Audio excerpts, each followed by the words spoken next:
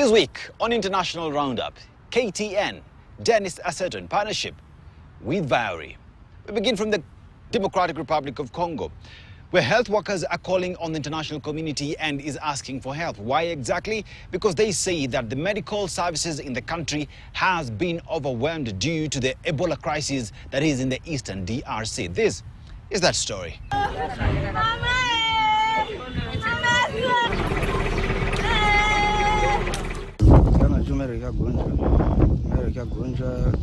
I was monitoring the sick man. He had high blood pressure and had been placed in the area reserved for suspected Ebola cases. After 3 days, other patients with bleeding were admitted. When they died around him 3 days later, my mother also began to show signs of Ebola.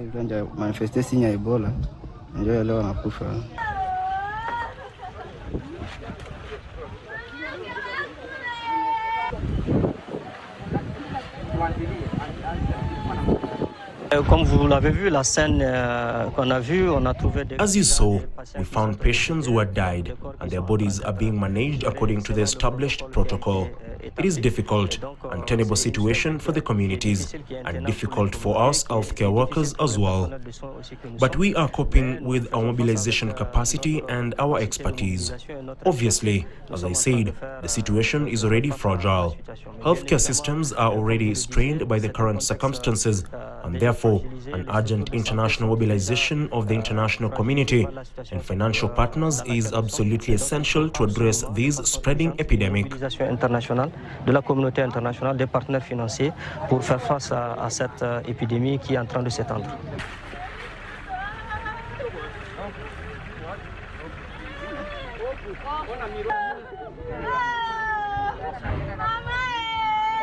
And still in the Democratic Republic of Congo, UNICEF has donated 16 tons of medical support to the Democratic Republic of Congo, even as the country moves in speed to address the situation. Take a look.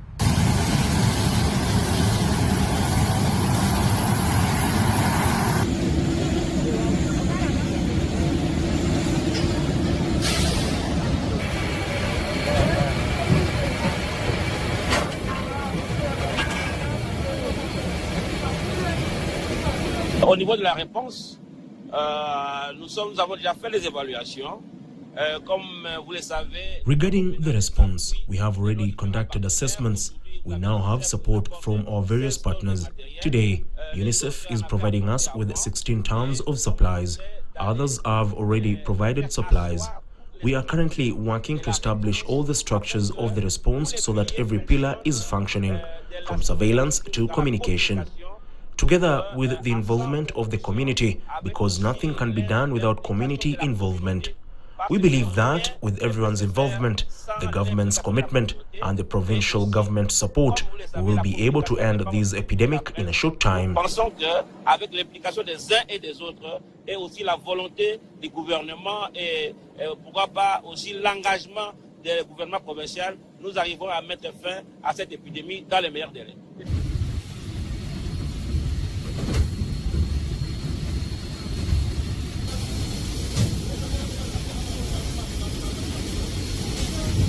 We are counting on you to spread the true message. We have shared the governor's message and we are sharing all the preventative information, the message regarding current cases, the affected areas, the numbers of deaths, and the number of cases so that there is no misinformation. We really are counting on you, journalists, to support us in this matter.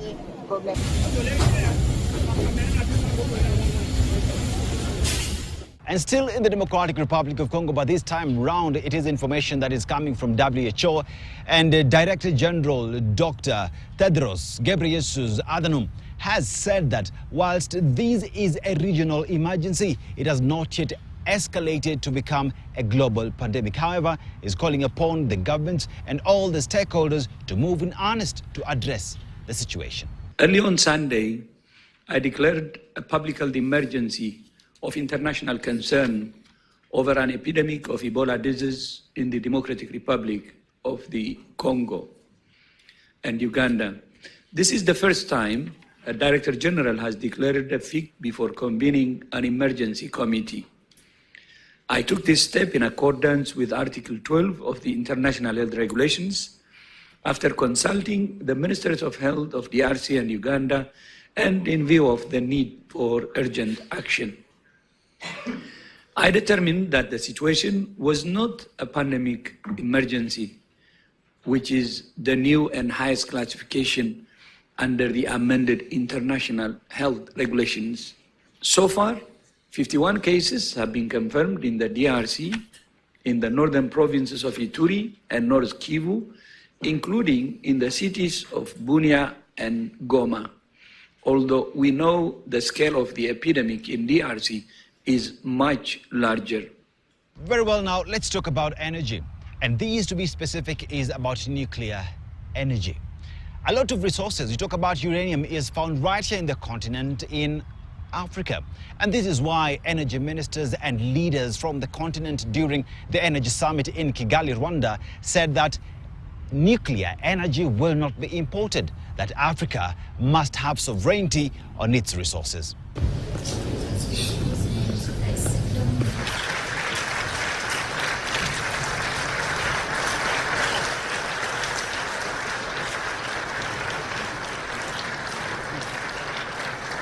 Economic sovereignty, and all honourable ministers, distinguished delegates, let's give a round of applause for that. Thank you. For Rwanda, small modular reactors represent the most practical way forward. They are better suited to the realities of most African countries because they can be deployed gradually and integrated into smaller grids at a lower cost. Renewable energy will remain indispensable, particularly solar and hydro, where Africa has enormous potential. Is accelerating, and yet... Excellencies, Tanzania strongly believes that regional cooperation is essential for Africa's successful nuclear energy future.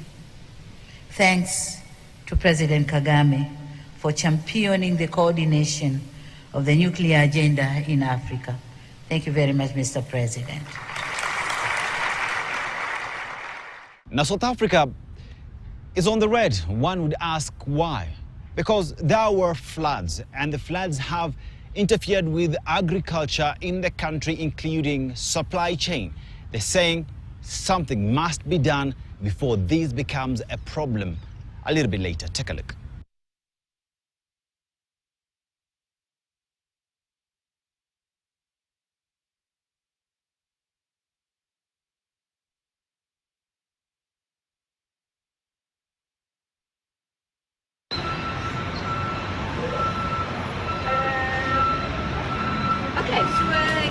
So that body mass of water came downstream into the Robertson Valley, and then it came through, devastated quite a few farms, including our cellar, where we had quite significant stock losses, damage to our cellar infrastructure, and then obviously also some of the barrels that got lost.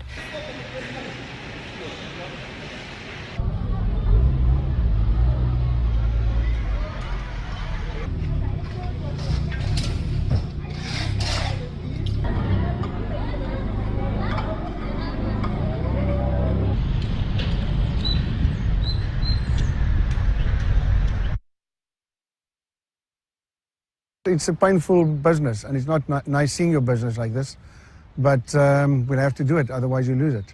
And then there's about another 15 hectares we walked over yesterday that we won't be able to save, and that's gone. We are lucky, not all our farms are against the Breede River, but there is neighbouring farms that most of their farms are close to the river, and they lost a big percentage of their earnings, of their life, of their farm.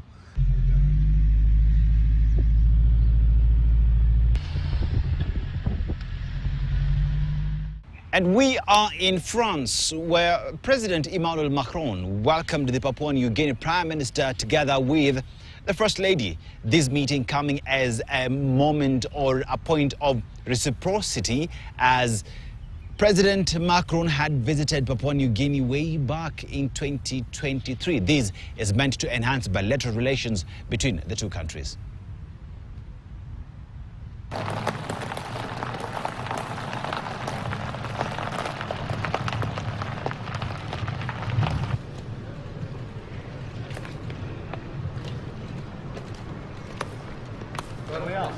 Thank you. Good, man.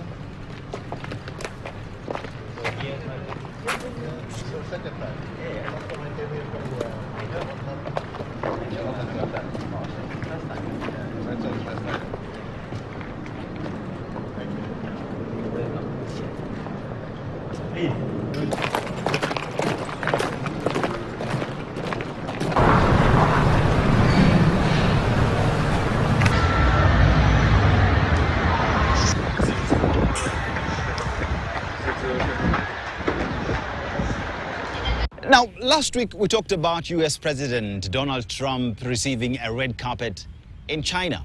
But this week, it is another red carpet, guess who? For Vladimir Putin, President of Russia. These are the amazing footages of the same.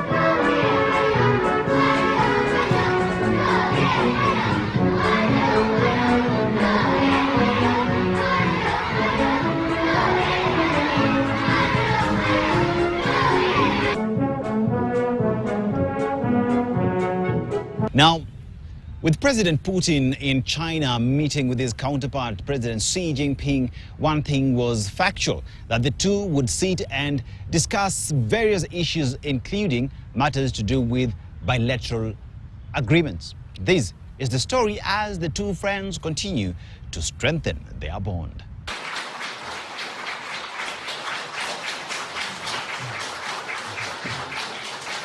О дальнейшем укреплении всеобъемлющего партнерства и стратегического взаимодействия и об углублении отношений. И на следующий, и вот на втором документе сразу же университет.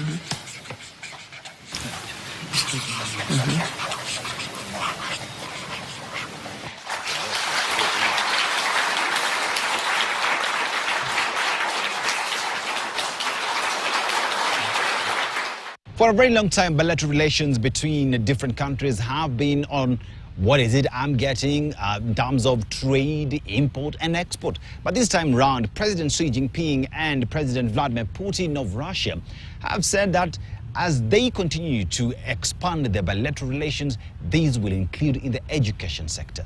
Take a look.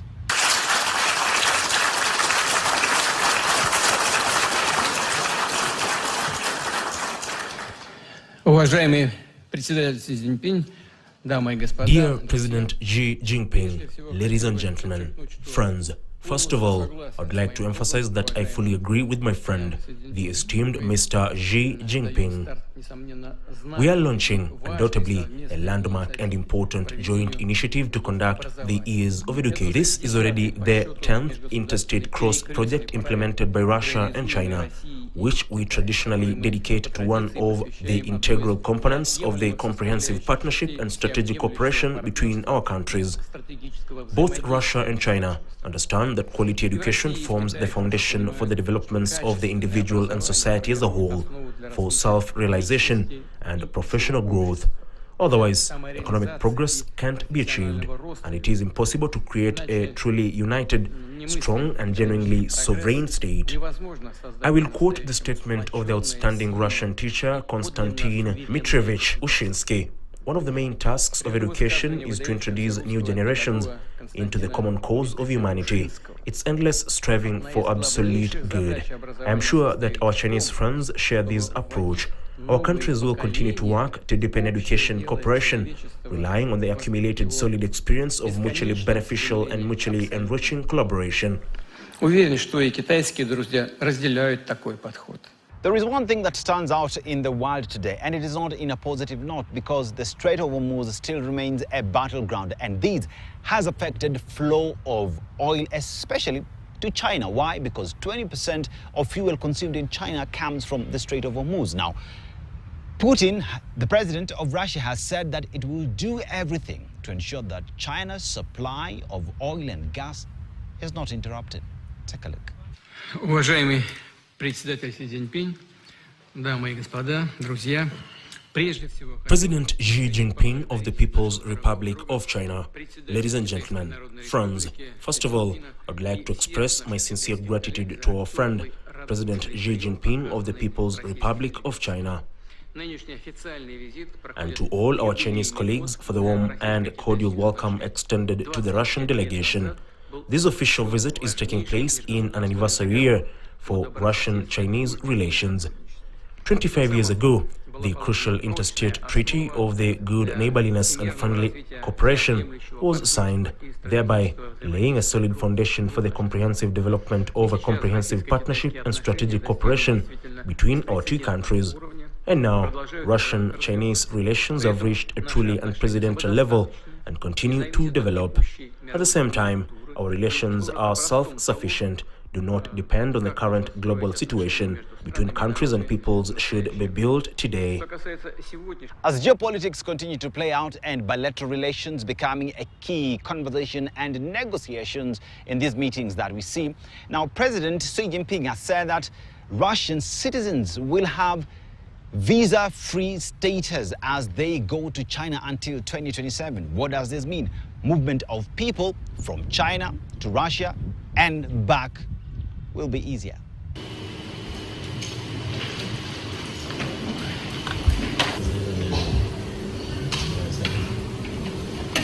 为持续便利中俄人员往来，中方决定将对俄罗斯免签政策延长至2027年12月31日。 To continue facilitating people-to-people exchanges between China and Russia, China has decided to extend its visa-free policy to Russian citizens until December 31st, 2027.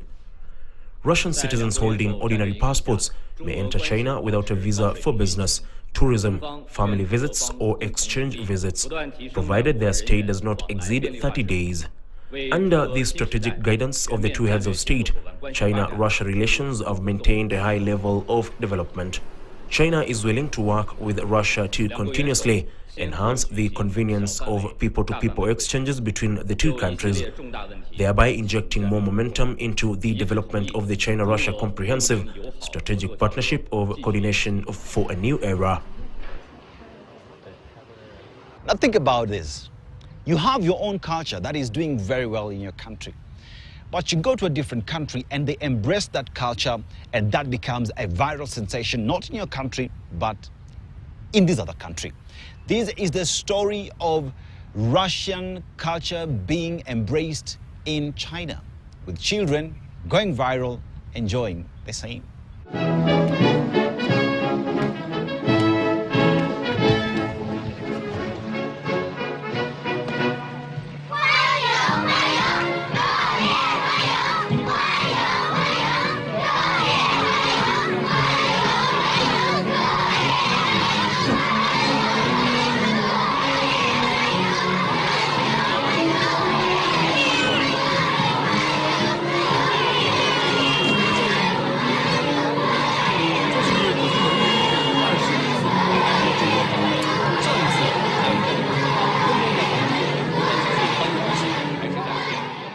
Now, two things have happened in a span of 1 week, one would say. President Donald Trump made his way to China, and there he got his red carpet. President Putin as well made his way to China and got a red carpet. But Donald Trump now says that the welcome that he experienced in China was a showstopper as compared to that which Putin received. One asks the question, why does it matter? President Xi Well, he told me he was going to. I think it's good. I get along with both of them. But I think it's good. I don't know if the ceremony was quite as brilliant as mine. I watched. I think we topped them. Good team. But no, I get along with Putin. I get along with everybody but your husband and a few others. Now, the Strait of Hormuz continues to be a conversation piece, especially among global powers. Now, President Donald Trump has warned that he would either finish everything at the Strait of Hormuz if they do not sign on the dotted lines. But the irony is the president was speaking behind a bulletproof glass. A year ago, a year and a half ago, 2 years ago, the last administration, we were a dead country. Right now, we're the hottest country anywhere in the world. We're respected all over the world. You saw that with China just recently. You saw that in Venezuela. You saw that right now in Iran. Everything's gone. Their Navy's gone. Their Air Force is gone. Just about everything. You know, the only question is, do we go and finish it up, or are they going to be signing a document? Let's see what happens. But we're a hot country. We're the hottest country anywhere in the world, with the strongest, most powerful military anywhere in the world, and there's nobody close. Now, the United States of America has had a problem with the Cuban regime for a very long time. Now, Cuban foreign minister says if they try to enter the country through a military means, they will face a fierce resistance, telling the Americans, bring it on. Ahora, Cuba actuó en defensa de su soberanía. La acción de Cuba en ese momento fue en defensa de su soberanía. Cuba acted in defense of its sovereignty. Cuba's actions at the time was in defense of its sovereignty and peace, and exercised with great demonstration over years of patience and tolerance. It exercised the right to protect its airspace and the peace of the Cuban people. That is the historical truth. That is the truth of the facts. Cuba repeatedly demanded the United States government to take action, and it did not. The comrades here charged with these accusations acted, fulfilling a duty to protect the airspace, the homeland, and the peace of the Cubans. Therefore, what was done today was not an act of justice. It was an act of injustice against a group of Cuban comrades, starting with the Army General, who were fulfilling their duty. Still on that story in Cuba, and Cubans have told Americans, I'm sorry, but we're not handing over Raul Castro. These, as they say, if America wants Raul Castro, they might as well go fetch him. But resistance is awaiting them.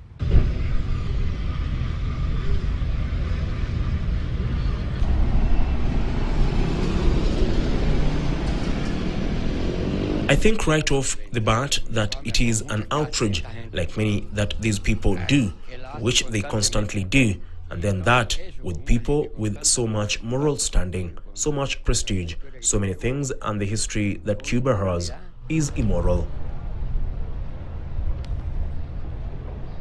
No one will agree to hand over Raul, not any Cuban, because we, Cubans, must be protected by ourselves, and we are not going to hand over any Cuban to foreigners.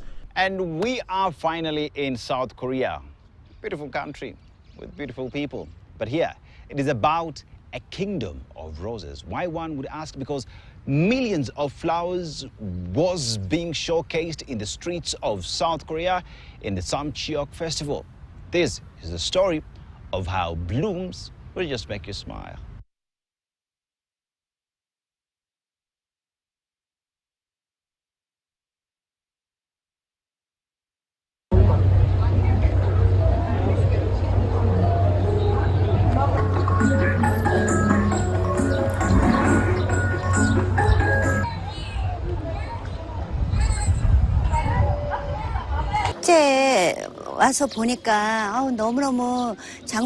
I didn't realize how beautiful roses could be until I came to this festival. It brings back memories of when I was young and dating my husband, seeing roses together. The scent is so captivating and it feels really healing. The festival is so well organized. It just makes me feel happy. 장미 축제 너무 정말 이걸 잘해 놓은 것 같아요. 그래갖고 오늘 정말 기분이 너무 좋습니다.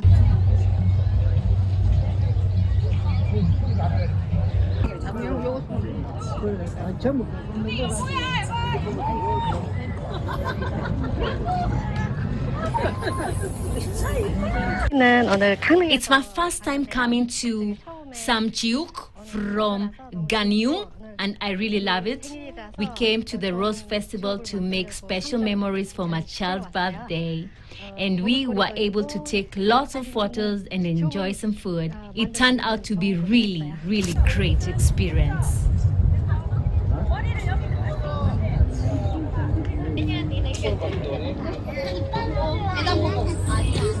Ebola is being discussed as a matter of emergency in the region, but not yet global pandemic. But in China, who exactly received the perfect entrance between Donald Trump and Vladimir Putin? And after that, it is all about flowers across the board. All this on International Roundup. I'm Dennis Aseto, KTN, in partnership with Viori.